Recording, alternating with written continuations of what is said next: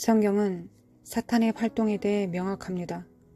베드로전서 5장 8절 근신하라 깨어라 너희 대적 마귀가 우는 사자같이 두루 다니며 삼킬 자를 찾나니. 우리는 악마의 행동에 관한 여러 설명을 봅니다.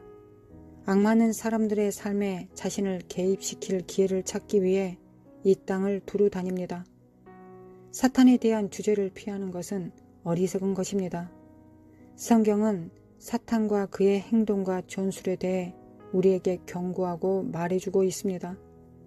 제 사역기간 동안 저는 사탄이 사람들의 트라우마를 이용한다는 결론에 이르렀습니다. 악마는 누군가에게 충격적인 일이 발생하면 사람이 취약해지고 위로하거나 해결책이나 치유를 제공하는 것처럼 보이는 말을 듣기가 더 쉽다는 것을 알고 있습니다. 그래서 악마는 사람들이 고통스러운 경험을 할 때 찾아와 좋은 상담가인 척합니다.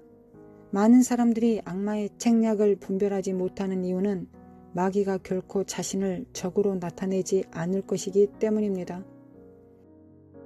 악마는 진정한 모습으로 결코 접근하지 않습니다. 그는 속이는 자요 거짓말쟁이입니다. 그는 다른 무언가가 되려는 의지를 가지고 사람들에게 접근합니다. 그는 자신을 친구로 가장하여 당신에게 조언하며 위로할 것입니다. 고린도후서 11장 14절 이것은 이상한 일이 아니니라. 사탄도 자기를 광명의 천사로 가장하나니. 할리우드가 사탄을 뿔과 검은 긴 꼬리를 가진 무서운 인물로 묘사하고 있습니다. 그러나 사탄이 사람들에게 접근하면 그의 외모만으로는 위험이 있다는 것을 암시하지 않을 것입니다. 그는 자신을 빛의 천사로 가장합니다. 이것 때문에 우리 삶에서 악마에게 발판을 주지 않는 법을 배워야 합니다. 그는 속임수와 미혹의 대가입니다. 성경은 문자 그대로 그를 거짓의 아비라고 부릅니다. 이제 사탄이 사람들의 삶에 발판을 마련하기 위해 트라우마를 사용하는 것을 본 예를 살펴봅시다. 저의 사역기간 동안 오컬트에 연루된 여러 사람을 만났고 이들 각각의 트리거 포인트, 즉 고통 유발점은 자신의 삶에서 매우 중요한 사람을 잃었다는 것입니다. 그들의 마음에 사랑하는 사람들과 헤어졌기 때문에 죽은 사람들과 연결되기를 간절히 원했습니다. 이제 그들은 떠났고 잃어버린 사랑하는 사람과 다시 연결할 방법을 찾고 있습니다. 악마는 그들에게 다시 한번 그들과 연결할 수 있는 길을 보여줍니다.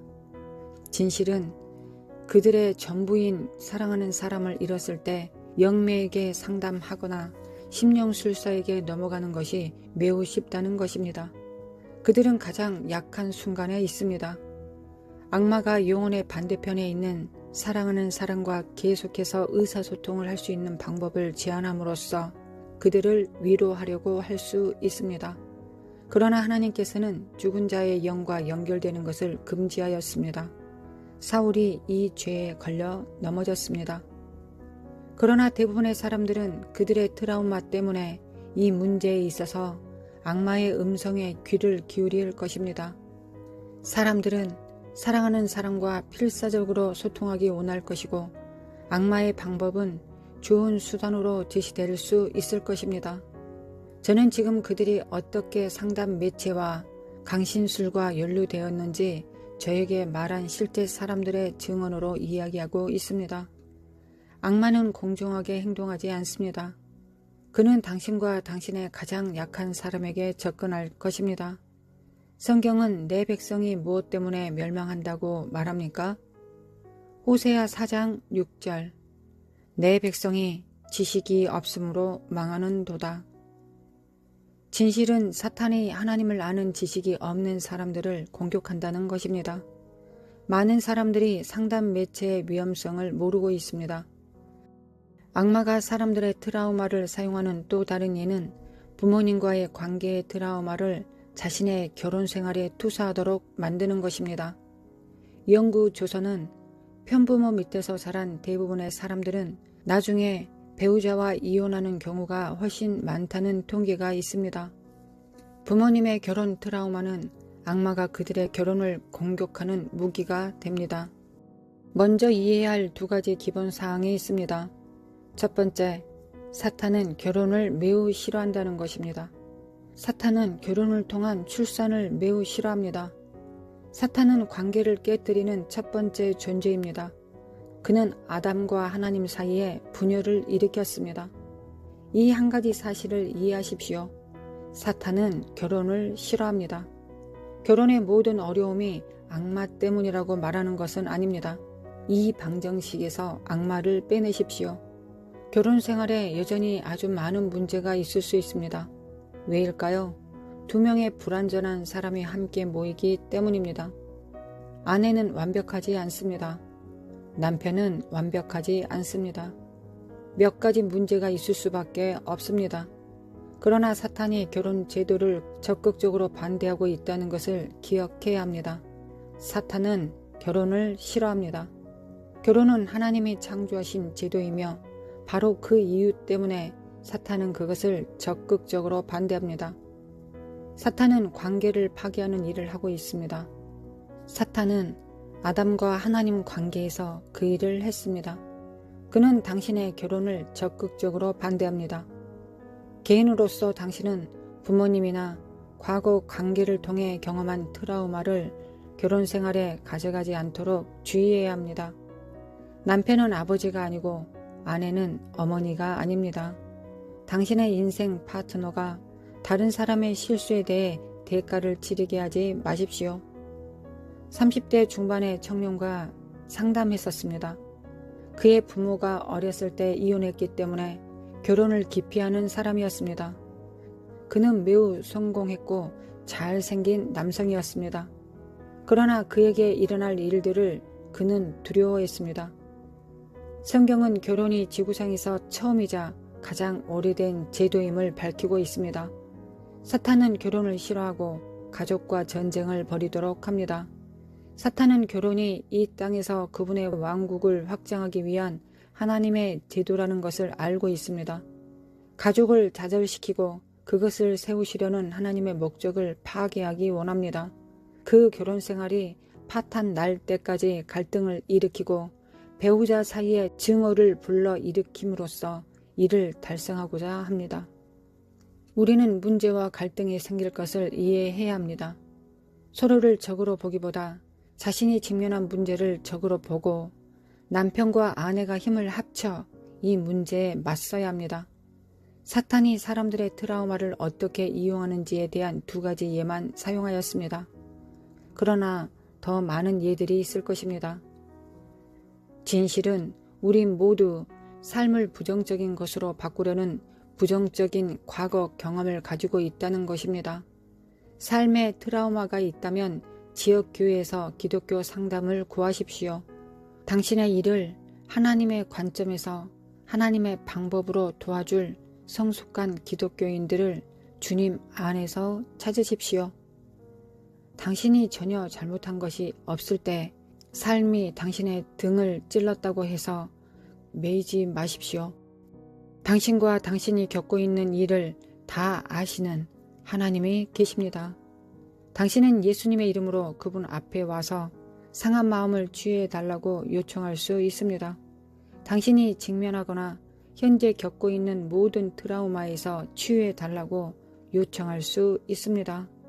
상한 마음을 치유하실 분은 오직 한 분, 전능하신 주 하나님이십니다.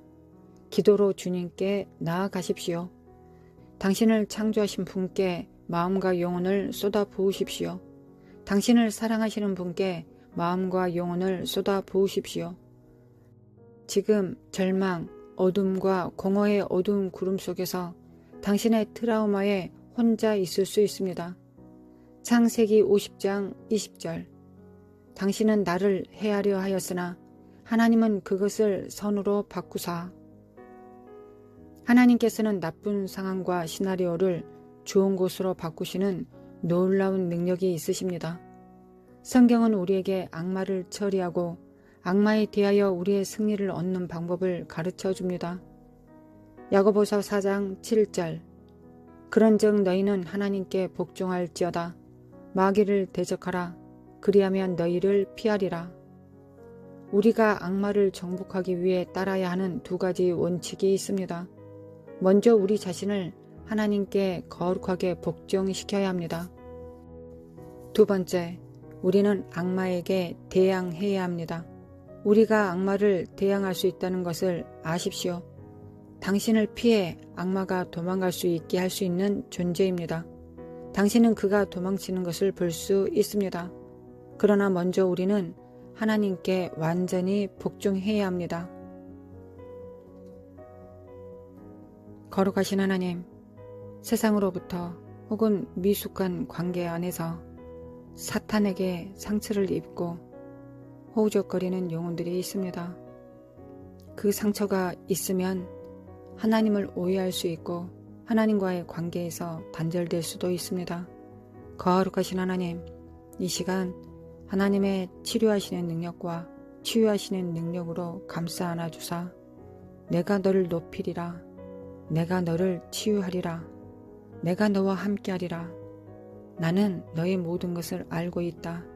나는 너를 사랑한다. 너는 상처받았지만 그 자리에서 부활할 것이다. 내가 너를 상처받았으나 치료자의 역할을 담당할 수 있는 자로 내가 너를 세울 것이다. 나의 아들이 버림받고 상처받고 찔림을 받았으나 전 인류를 구원하고 상처를 치료했던 것처럼 나도 너를 그렇게 사용할 것이다. 라고 하나님 아버지 말씀하여 주시길 원합니다. 심령 안에 임하셔서 하나님의 크고 놀라우신 사랑으로 임하여 주시기를 예수님의 이름으로 간절히 기도합니다. 아멘.